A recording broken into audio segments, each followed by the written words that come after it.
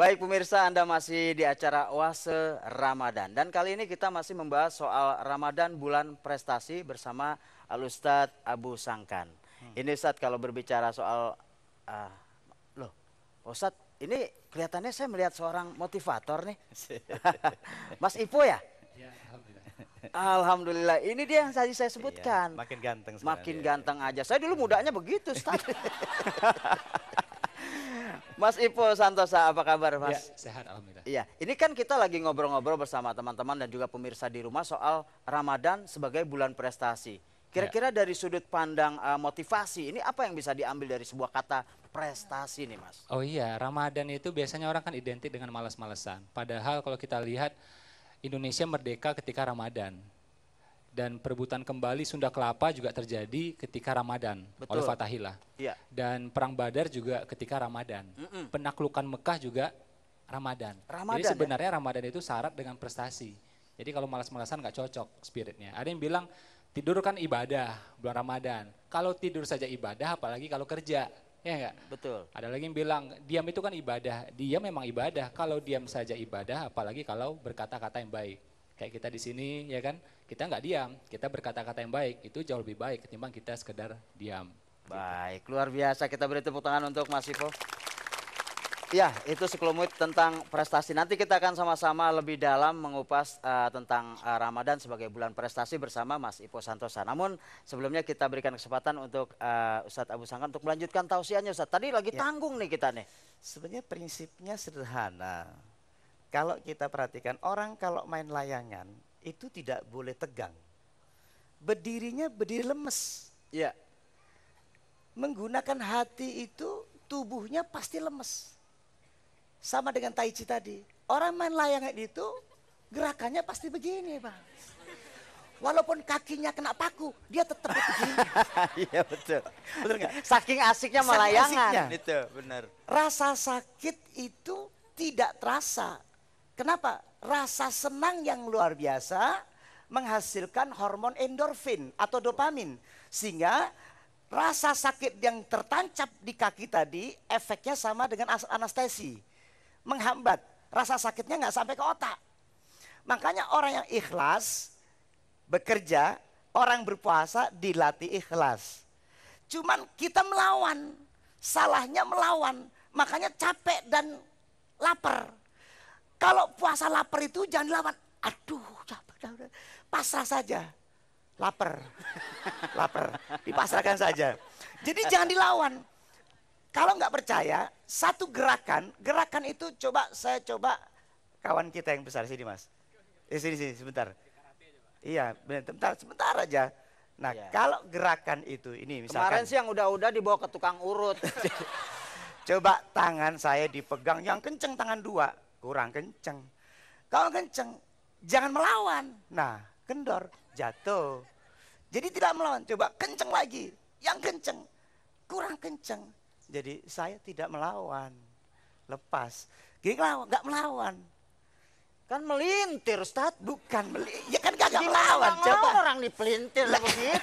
Kagak. Nih, coba lagi. Coba. Coba. Pegang yang kenceng, Nih, ya kan? iya. Bukan dipelintir, yang kenceng. Nah, kalau tenaga fisikanya, kalau saya lawan, kuat-kuatan. Satu siapa Ustadz? Ntar. Gue kepret lu.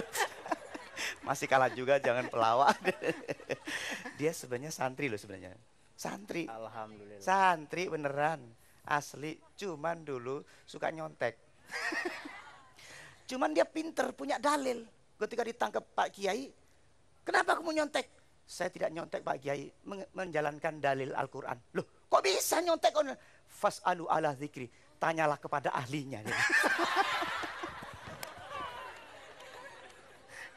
Aduh. Dari Darunaja, santri Darunaja.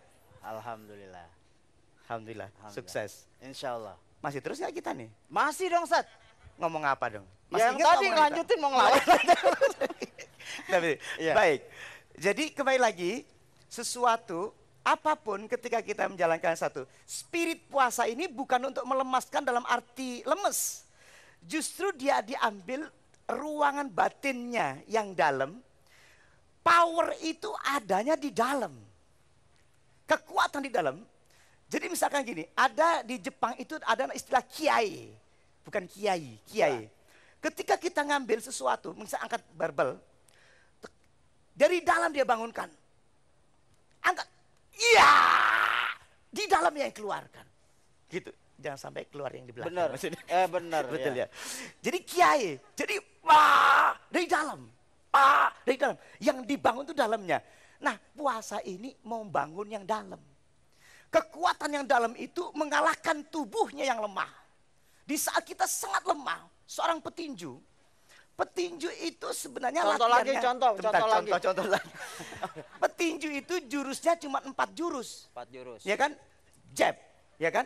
Uppercut, hook, strike. Itu toh. Nggak ada tambahannya, begini tuh nggak ada. Jadi apa? Tinju itu cuma latihan 4 jurus. Tapi berapa kali latihannya? Sampai apa? Yang awalnya dia pakai pikiran. Mikir. Lama-lama targetnya nggak mikir. Lihat, orang tidak mikir pasti jatuh ini.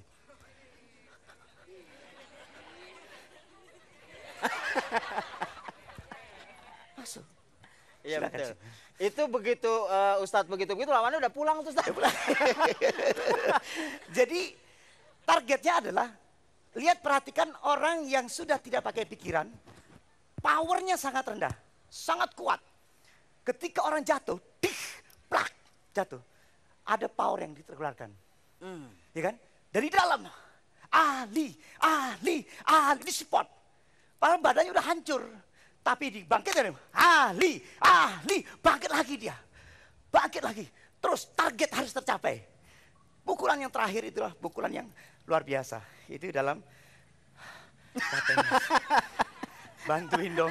Siapa suruh loncat-loncatan? Bentar lagi buka. Jadi itulah diantaranya kita ambil power dalam puasa. Sama kekuatan spiritual terjadi terhadap Siti Hajar. Di saat apa? Di saat tidak bisa mikir. Di saat tidak ada buah yang akan diraih. Di saat tidak ada air. Di saat tidak ada pasar sekitar Mekah. Betul ya? Apa yang dibangkitkan? Tubuhnya sudah gontai. Yang keluar adalah jiwa dalamnya. Allah. Kekuatan dari dalam menghasilkan power yang luar biasa. Betul apa enggak?